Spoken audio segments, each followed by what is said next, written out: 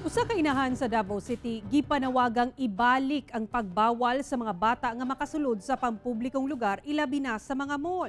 Kinihuman nga nataptan sa COVID-19 ang iyang 2 anyos nga anak. Dugang detalye sa report ni Chin Sabute.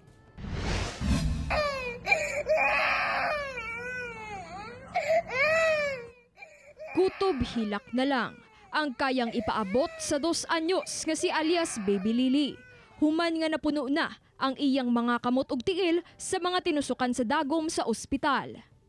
Giuban si Baby Lily sa iyang mga ginikanan sulod sa mall aron kuno mag-grocery. Apan human sa 3 ka adlaw, nasayrang nagpositive sila sa iyang inahan nga si alias Dalia sa COVID-19.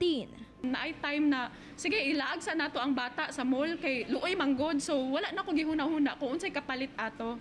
8 ka adlaw silang nagpundo sa ospital ug mikabat sa 200,000 pesos ang bill. Mild symptoms lang ang ilang nabati. Apan bisan pa og nakagawas na, padayon ang home medication ni Baby Lily. Sanglit matod sa diagnosis, ning hubag ang kasing-kasing niini. Kinahanglan mo pa ilawom kini sa 2 hangtod 6 ka bulan nga pagpatambal. Na-trauma akong anak ug labi na ako, wala ko'y adlaw na wala ko nagahilak sa hospital tungod sa sitwasyon sa akong anak.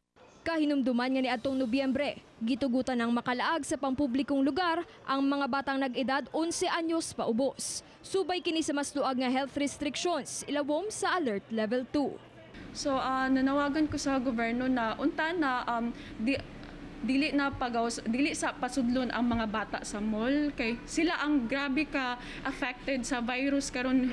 Doon na may mga pahimangno ang gobyerno kalabot ni ini.